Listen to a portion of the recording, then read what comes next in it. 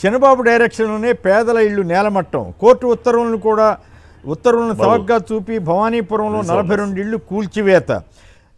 చాలా దారుణంగా జరిగినట్లుందండి. 2.17 ఎకరాల్లో నిర్మించిన కూల్చేశారట. ఎట్లా అండి? సుప్రీంకోర్టు 6లో విచారణ జరుగుతోంది. వాళ్ళు వస్తుందని చెప్పినా కూడా ఏపీ పోలీసులు, ప్రత్యేకించి విజయవాడ పోలీసులు అంత ఘోరంగా, అంత దారుణంగా, అదే వాళ్ళ సొంత వాళ్ళ ఇల్లు అయితే అట్లా కూల్చే అవకాశం ఉంటుందా? వాళ్ళు కూల్చే వాళ్ళ సొంత వాళ్ళ ఇల్లు అయితే ఏదో ప్రజావేదిక అక్రమంగా కట్టిన ప్రజావేదిక కూలిస్తేనే ఇంకేముంది విధ్వంసం అన్నారు. ఇది వీళ్ళ జీవితాలని విధ్వంసం చేశారా? ఏమిటి విజయబాబు గారు ఈ పరిణామం? ఇట్లాంటి చంద్రబాబు డైరెక్షన్లోనే అని రాస్తున్నారు, పేపర్లో అయితే వార్త వచ్చింది. మరి ఈ పరిణామం ఈ ఆంధ్రప్రదేశ్ని ఎటువైపు తీసుకెళ్తున్నారు? ఏ విధ్వంసం వైపుకి ఇటు మరలిస్తున్నారు వీళ్ళు? ఎస్ అండి, ఈ సంఘటన కేవలం విజయవాడలో ఒక 42 ఇళ్ళు కూల్చివేసినటువంటి సంఘటనగా దీన్ని చూడడానికి వీల్లేదు. రెండే అంశాలు చెప్తున్నా. జగన్మోహన్ రెడ్డి పరిపాలనలో పేదలు, మధ్యతరగతి జీవులు ఎంతసేపుగా ఉన్నారంటే ఆయన చాలా స్పష్టంగా చెప్పాడు. కర్ణాటక నుంచి వచ్చినటువంటి మంత్రి గారు కూడా చెప్పారు, విశాఖ స్టీల్ ప్లాంట్ ప్రైవేటీకరణ just because of the state government Jaganmohan Reddy వల్లే ఆగింది అని చెప్పారు. అంటే ఆ రోజున తన రెక్కల కింద వాళ్ళందరినీ కూడా కాపాడుకున్నటువంటి ముఖ్యమంత్రి జగన్మోహన్ రెడ్డి. అదేవిధంగా పేదలకు సంబంధించి ఏదన్నా ఈ ఇష్యూ జరిగితే వాళ్ళ జోలికి ఎందుకులే అబ్బా అని చెప్పని, దానికి ఇంకొక ఎగ్జాంపుల్ కూడా గుంటూరుది కూడా చెప్తాను నేను. కాపాడుకున్నటువంటి ముఖ్యమంత్రి ఎవరు అంటే జగన్మోహన్ రెడ్డి. మన స్పిరిచువాలిటీకి సంబంధించి ఏదైనా కూడా హిందుత్వ వ్యవహారాల్లో చాలా సెన్సిటివ్ ఇష్యూ కాబట్టి ఏది జరిగినా కూడా వద్దబ్బా దాన్ని చాలా జాగ్రత్తగా హ్యాండిల్ చేయండి అని చెప్పినటువంటి ముఖ్యమంత్రి జగన్మోహన్ రెడ్డి. ఇక ఈ 42 ఇళ్ల విషయాన్ని మీకు గుర్తుండే ఉంటుంది. గుంటూరులో ఒక మార్కెట్ని చెప్పాలంటే ఒక రకంగా మాకు సంబంధించినటువంటి బంధువులు అవుతారు, మా కోడలికి సంబంధించి. ఆ మార్కెట్ని దాన్ని డొనేట్ చేశారనమాట. ఆ డొనేట్ చేసినటువంటి మార్కెట్ని అక్కడ ఒక మంచి కాంప్లెక్స్ కట్టాలని చెప్పిన ప్రయత్నం జరిగితే దాని మీద మొత్తంగా ఒక కమ్యూనిటీ పరంగా కానీ లేదంటే అక్కడ ఉన్నటువంటి వాళ్ళు కానీ అభ్యంతరం వ్యక్తం చేస్తే వెంటనే బొత్స సత్యనారాయణ గారి దృష్టికి తీసుకెళ్తే ఆయన ఇంటర్ఫియర్ అయ్యి సీఎం దృష్టికి తీసుకెళ్తే వద్దబ్బా విరమించుకుంటే అలాంటి పరిస్థితి ఉంటే అన్నాడు. అంటే ఎంత డెమోక్రటిక్గా వ్యవహరించినటువంటి ముఖ్యమంత్రి జగన్మోహన్ రెడ్డి గారు. మరి ఈ 42 ఏళ్ల విషయం నాకంటే కూడా బహుశా విష్ణు బాగా చెప్పగలుగుతాడు చరిత్ర. ఎందుకంటే విజయవాడలో ఇది ఒక చిరకాలంగా ఎందుకు వీళ్ళు ఇంతకాలం భద్రంగా ఉన్నారంటే జగన్మోహన్ రెడ్డి ప్రభుత్వంలో ఈ నాటకాలు సాగలేదు. అప్పటి నుంచి కూడా ఈ ప్రయత్నాలు జరిగాయి. వాళ్ళ జోలికెళితే, పేదల జోలికెళితే జగన్మోహన్ రెడ్డి తాట తీస్తాడని చెప్పని ఏ ట్రస్ట్ అయితే ఇప్పుడు తెగబడి విచ్చలవిడిగా ప్రవర్తించిందో వాళ్ళు ఆ రోజున అలాంటి ప్రయత్నాలు చేయలేదు. ఇది చిరకాలంగా ఉన్నటువంటి సమస్య అండి. అక్కడ ఉన్నటువంటి ల్యాండ్ నిజానికి ఏంటంటే అది ఒక రకంగా చెప్పాలంటే ప్రభుత్వ భూమి.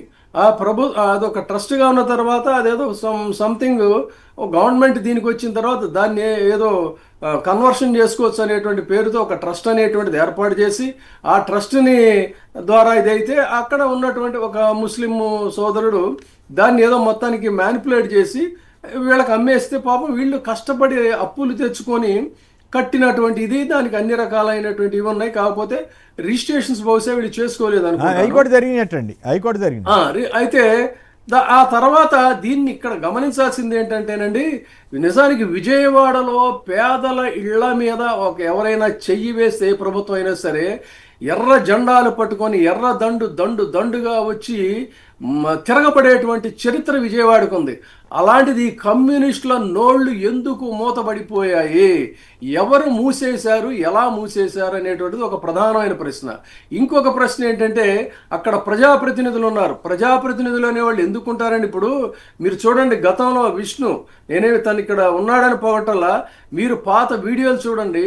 పొద్దున్నే లేచి ఏదన్నా సంఘటన జరిగితే ఆయా పేదల వాడల్లో ఆ ప్రాంతాల్లో ఒక ఎమ్మెల్యేగా ప్రజాప్రతినిధిగా తిరిగి వాళ్ళు నిలదీసి ప్రశ్నిస్తున్నా కూడా సహనంతో చేస్తామని అనేక సమస్యలు పరిష్కరించినటువంటి చరిత్ర అక్కడ ఉన్నటువంటి స్థానిక ఎమ్మెల్యేలకి మల్లాది విష్ణుతో సహా అనేక మంది ప్రజాప్రతినిధులకు ఉన్నటువంటి చరిత్ర అండి అక్కడ. ఎందుకంటే పేదల వాడలు ఎక్కువ.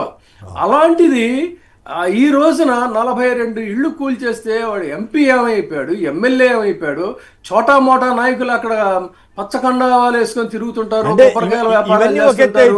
ఇవన్నీ ఒక ఎత్తు అయితే కీలకమైంది ఏంటంటే సుప్రీంకోర్టులో ఇవాళ విచారణ వస్తున్నారు. ఆ పాయింట్ అది కాదండి, దానికంటే కూడా కీలకం తెల్లారి లేస్తే ఎడాపెడా మాట్లాడే చోటా మోటా నాయకులు అనేక పార్టీల్లో అనేక మంది ఉన్నారు. విజయవాడలో పెద్ద హీరోయిక్ గా మాట్లాడేవాళ్ళు.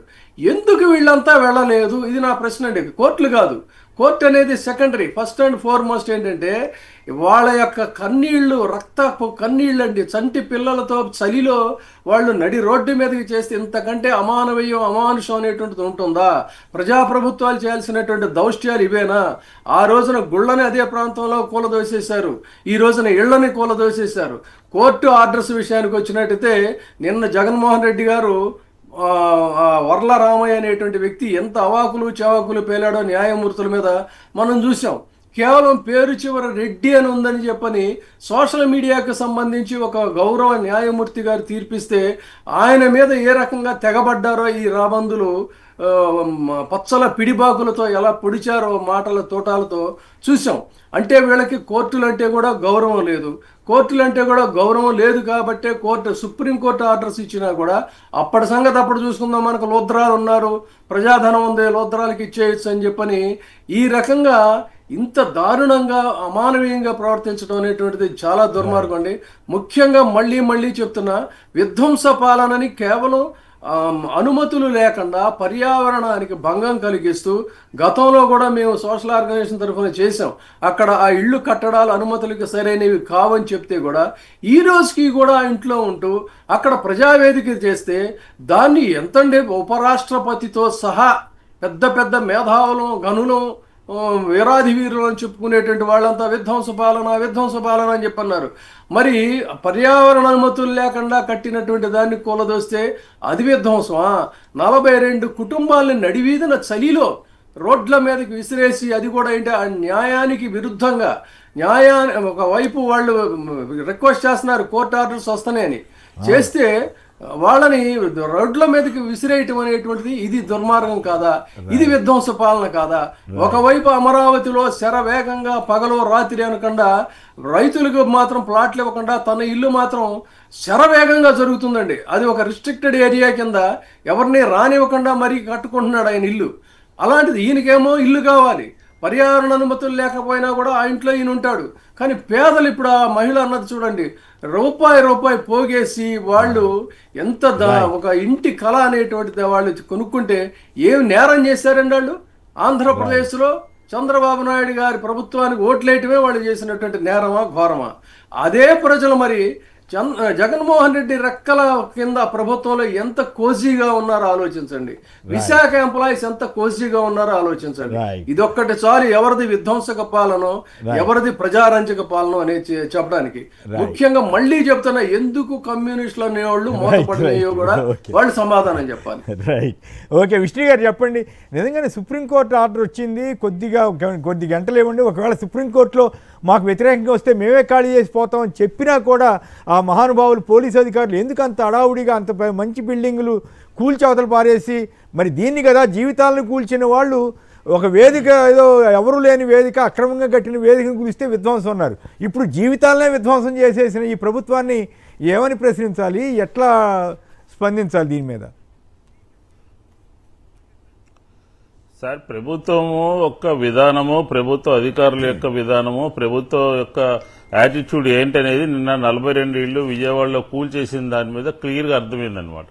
వాళ్ళందరూ కూడా ఆవేదభరితంగా రోడ్డు మీదకి ఎక్కి మా ఇళ్లు కూల్చొద్దు, ఈ రోజు సుప్రీంకోర్టులో మా అప్పీల్ ఉంది, సాయంత్రానికి స్టే వస్తుంది అని చెప్పినప్పటికీ కూడా కలెక్టర్ గారు ఎందుకు రాలేదు, లేకపోతే జాయింట్ కలెక్టర్ ఎందుకు రాలేదు, ఆర్డీఓ ఎంఆర్ఓలు ఎందుకు రాలేదు, ఆ వివాదం ఉన్నటువంటి విషయంలో ఇంటర్ఫీర్ అయ్యి ఎందుకు కూర్చుని మాట్లాడలేదు, బుల్డోజర్లు ఎందుకు పంపాల్సి వచ్చింది, పోలీసులు ఎందుకు పంపాల్సి వచ్చిందో విజయవాడ ప్రజలకి, ఆంధ్ర రాష్ట్ర ప్రజలకి ప్రభుత్వం సమాధానం చెప్పాల్సినటువంటి అవసరం ఉన్నది అని చెప్పాను.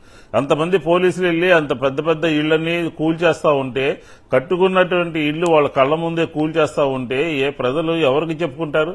ప్రభుత్వం నిద్రావస్థలో ఉందా, లేకపోతే పనిచేయట్లేదా?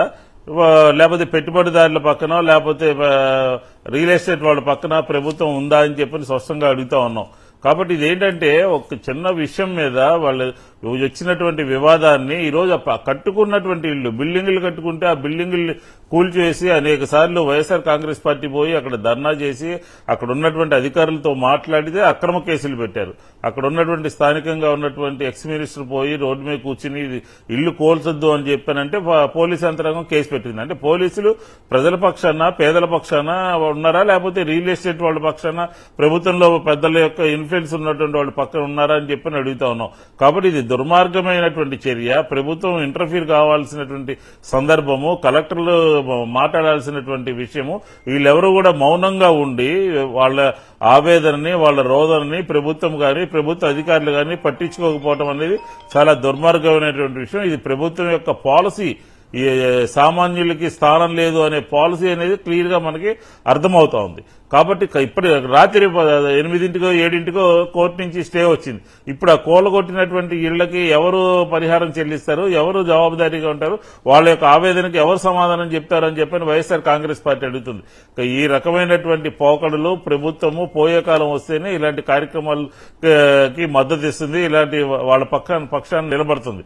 పోలీసులు కూడా ఉదయం నుంచి పెద్ద ఎత్తున బందోబస్తు చేసి సుప్రీంకోర్టులో ఉంది, ఈ రోజు వస్తుంది, మాకు ఒక అనుకూలమైనటువంటి ఆర్డర్ వస్తుంది, లేకపోతే మేము ఖాళీ చేసి మేము వెళ్తాము అని చెప్పినటువంటి సందర్భంలో కూడా వాళ్ళు కూడా వాళ్ళు కూడా ఆగకుండా ఆగమేఘాల మీద కొట్టారనంటే ప్రభుత్వంలో ఉన్నటువంటి పెద్దలు ఇన్ఫ్లుయెన్స్ పోలీసులు ఇన్ఫ్లుయెన్స్ గురయ్యే చేశారా, అది ఇంకేమైనా కారణాలు ఉంటాయా, పైనుంచి ఒత్తిడి వచ్చే అవకాశం ఉందా ఇటువంటి వాటిలో కూడా?